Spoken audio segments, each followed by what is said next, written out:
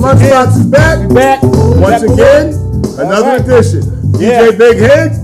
DJ Rod X. And today, our special guest is Steve Muir of Healing Souls. Hello, everyone. Steve, welcome to the show. Thank you for having me. Thank you, gentlemen. Listen, your organization was introduced to me by a friend of mine who's a photographer, and she told me, I really think you should interview Steve Muir. He's got a very good organization, and they're doing inspiring things. And I said, okay. So she gave me your card, and I gave you a call, and we talked, and you sent me your bio. And I said, yeah, I want this guy on my show. So Steve, tell us a little bit about your organization. Well, Healing Souls is an organization that that's entrenched in the sneaker culture. And Okay. I don't, if you guys are aware of the sneaker culture, it's a culture where people buy, sell, trade, they collect, whether they resell or they keep for their collections. And what we did was we took that aspect within the sneaker culture where people they collect but they don't give back. A lot of sneaker collectors they value their collections. Okay. So they are very reluctant to give back. So And when you say give back, do you mean donate dollars, or do you mean turn their old sneakers in? turn their old sneakers in. Okay. Because a lot of collectors they value it, whether it's on a sentimental level or a monetary level. Yes. So they don't really trust Okay. organizations to do right by them by getting sneakers. I saw something on what was it, that show? I saw something yesterday on the TV show that comes on in the afternoons on Fox. You know, the one that follows with the cameras, follows everybody around. A TMZ. TMZ. And I think it was Tigger they had on the show, and he has a big sneaker collection. Right. And he's like, he spends money on all these sneakers now because when he didn't have the money to spend on them, you know, that was then. But now he said he spends big dollars, and he has over 1,000 pair of sneakers. Right. And they showed us his closet, and I was like, wow. And he said there's sneakers he's never worn. Right. All right. And there's sneakers that he does wear. And I'm looking at that like 1,000 pair of sneakers. Who does that? You would be surprised. Right, There's a, like I said, the culture is enormous, and I know guys that have been collecting, I would say since late 80s, early 90s, Okay. and are still collecting now. And there's this, like people collect coins or stamps. Okay. You know, there's a story behind each pair they collect. There's a story behind the sneaker itself. Okay. So, like I said, a lot of collectors, they value what they purchase. Yes. You know, it either has sentimental or monetary value. But in all reality, how many pairs of sneakers are we gonna wear at any one point? You can only one pair Exactly. at a time. Unless we're eight-legged freaks. Exactly. So your company collects these sneakers, and they do what? What we do is we enlist these sneaker collectors to trust us enough to give us a part of their collection.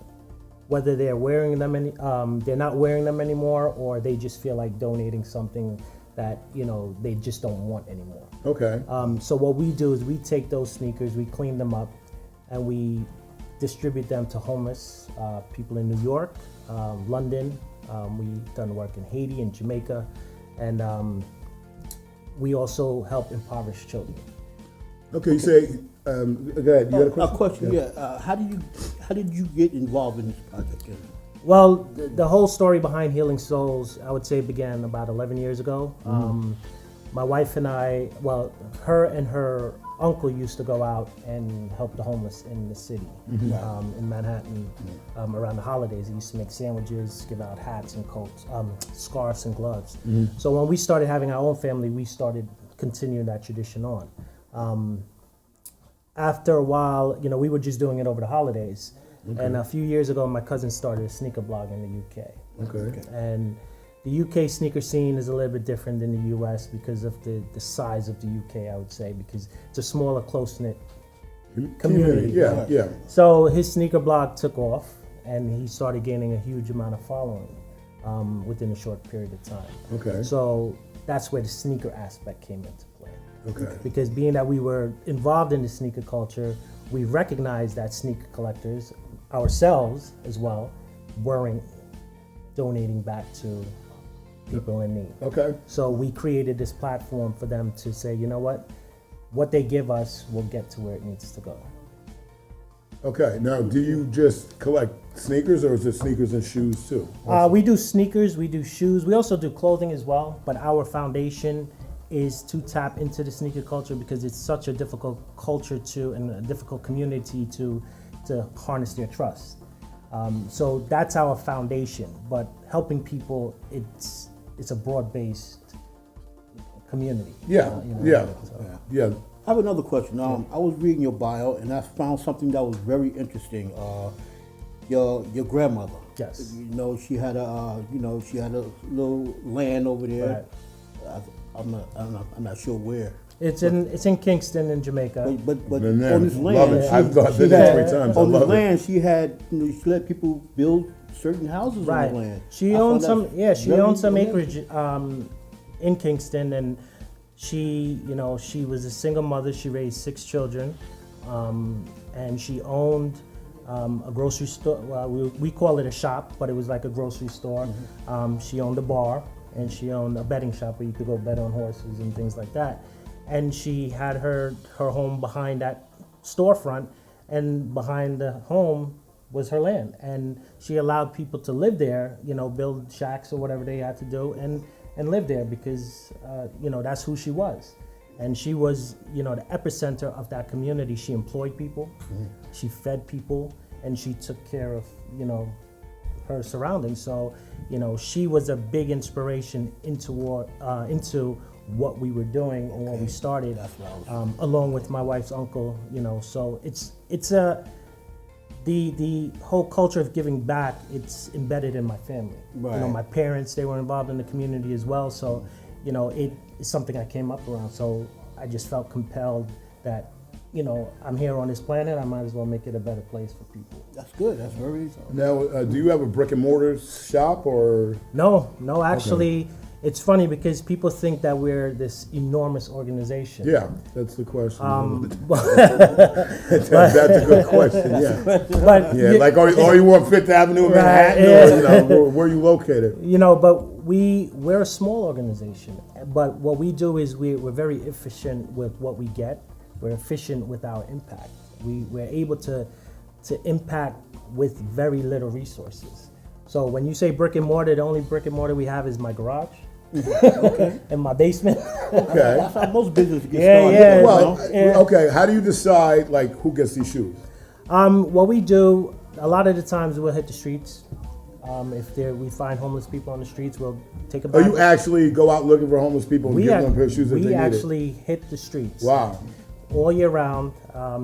We go and we walk the streets. Okay. We also do work with shelters. And we also, when we travel overseas, we partner with other organizations that already have some footing in those communities that we seek to help. So we kind of just supplement what they do.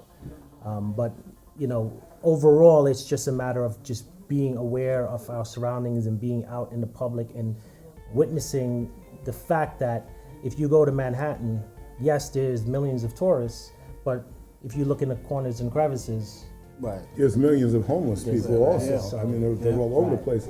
I want to ask you a question. Is New York the only place that's benefiting from your company in the United States? Right now, New York is in the United States. Like I said, we don't have that many resources. We do want to branch out to other locations. Oh yeah, you were established in 2014? We got set up in 2014. We got our nonprofit status in 2015. Okay, so you're brand new. Yeah, you're in brand the new, infancy. Okay. Do you get any fundings from government agencies or anything like that? No, we haven't gotten any funding. Initially, when we started, we were out of pocket. When we held our first fundraiser last year, we were able to alleviate that. Okay. So we operate on a very minute Budget. Okay. Okay. But what we do is the work that we do. Like I said, efficiency is one of our key things. Right. So when we go out, say if I take a trip with my family to Jamaica, like when we went to Jamaica in 2014, that was actually a compounded trip. It was like anniversary. I had a wedding to do, and we did our charity work. Oh, you took shoes there and gave them? Right. Okay. We actually shipped shoes. Shipped the shoes there in the barrels, Right. and then I got. So it was a compounded thing, but that was all out of pocket. But we made use of the time While you were there. while we you were there. multitasking. Exactly. So, on the streets of New York, we'll just pack up some stuff on the weekend and just take the family out and walk. So if people wanted to donate sneakers to you or shoes, how would they get in contact with you? They can contact us via our website, healingsouls.org, or via our social media. We're very active on social media. That is our primary marketing source. But we do get a lot of emails and requests. And as we've grown over the past 2 years, more people are being more comfortable with reaching out to us and saying, hey, we have some stuff for you. You want to pick it up? Well, have you reached out to any stars to donate, or is it just like, how are you identifying the people that have the money to buy these big sneakers? Okay, this is a twofold question. Okay. How are you identifying those people and trying to get their contact information to reach out to them? And are you also accepting sneakers from regular folks? Well, to donate? we do accept from everyone. Okay. Our target, like I said before, our target audience is the sneaker culture, right? So there are these sneaker events. Sneaker events. Okay, see, I knew So, something was I actually missing. was at one a earlier piece this was morning. missing from this. Okay. So these sneaker events, it's a buy, sell, trade type of event. Vendors come, they set up, they bring their collections, and they do their thing. It's a money making industry, so Okay. everyone's out to do their thing. So what we do is we attend those events, or we participate in those events. We'll Okay. set up a table and we'll go out and promote. Some events we just do walkthroughs because we can't be everywhere all the time, every day. So we do walkthroughs. I was at one this afternoon in Rockville Center. Okay. How was that well attended? It was a small venue. It was well attended. And we were able to. My son and I were there. We spent about an hour there, and we see a lot of familiar faces because everybody attends these events. So Everybody that's into the culture. Yeah, I get it. And then there are bigger sneaker events. There's one called SneakerCon. They just had their event at the Javits. Okay. It was a 2-day event, and you're talking about thousands. Now, Yeah, but let me ask you another question. What about like these bigger companies? Do they have do they help out with anything, or have you approached these companies yet? We've approached a couple companies, but the way it works is everything has to go through corporate. Right.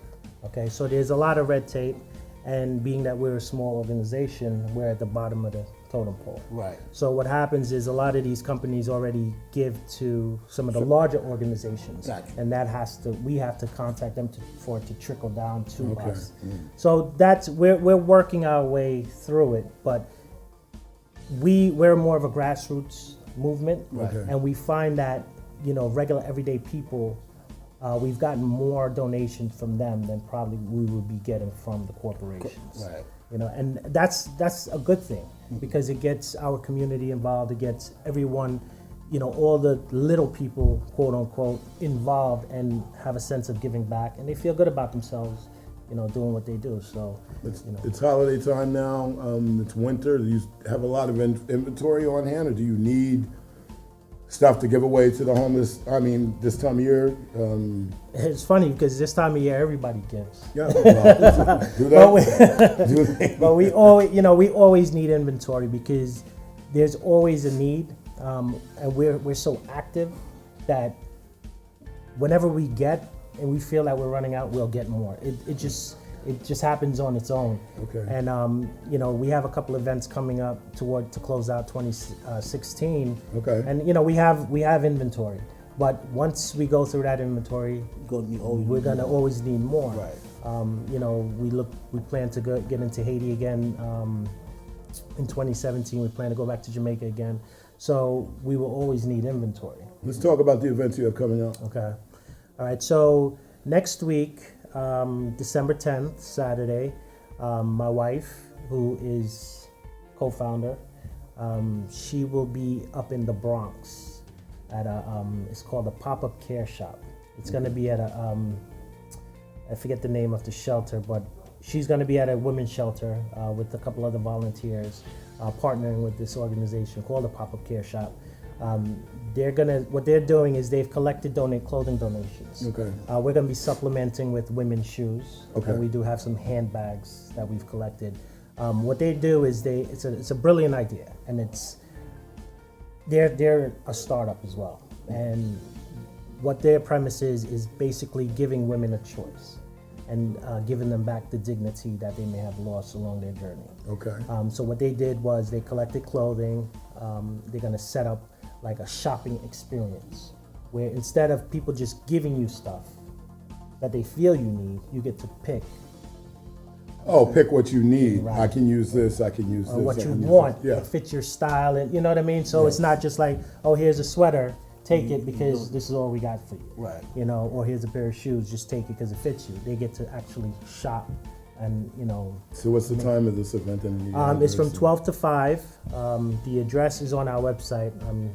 Okay, well, hopefully this show is going to air next Saturday. Okay. So, All what right. do you have coming after that? After that, we have Holiday of Giving on December 17th. Okay, That's at Turtle Hook Middle School. okay. That's alongside Turtle Hook Junior High School. I went there. It's not Yeah, middle school. well, listen, Don't call it middle school. Listen, I'm from I went to Uniondale, Turtle Hook I went to Junior High Lawrence School. Road, so I know it's going. Well, I know you went to Lawrence. Okay, so you're definitely not dissing my school. No. Turtle Hook Junior High School in Uniondale, not middle school. Thank you very much. Yeah, so Go ahead, man. Go ahead. no, I feel you. Okay, I feel good. you. You I know feel how you. Turtle Hook and Lawrence Road get Yes, down. yes, So go ahead. yes. But that's a great event. That's in its 7th year. That is hosted by Glory House Recovery Inc. Okay, I know who Glory House is, Tarina yeah. Williams and legislator Kayvon Abrahams, and you know Lauren Turtle Hook.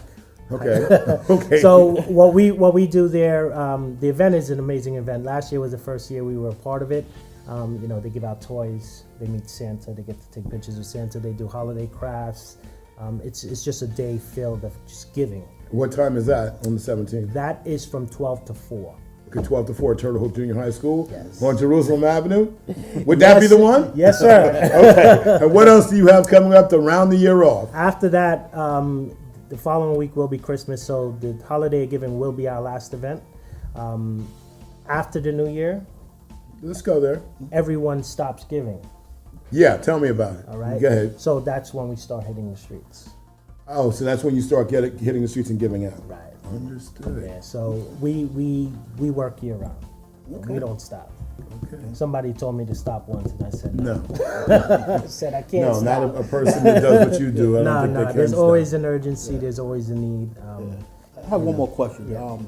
I know that you said, you know, you and your wife, Mm-hmm. you know, started this and y'all go out and do the work and do the legwork. Mm-hmm. Who else in your family that also helps you out in doing it? My cousins in London. They run the London The team. London branch. Right. Okay. So they're out doing their thing. My kids. Okay. I have 3 kids: a 17-year-old, a soon-to-be 14-year-old, and a 7-year-old. Okay. I would say they would be the workhorses of the organization. And when I say that, I mean they sort, they pack. They're at these events.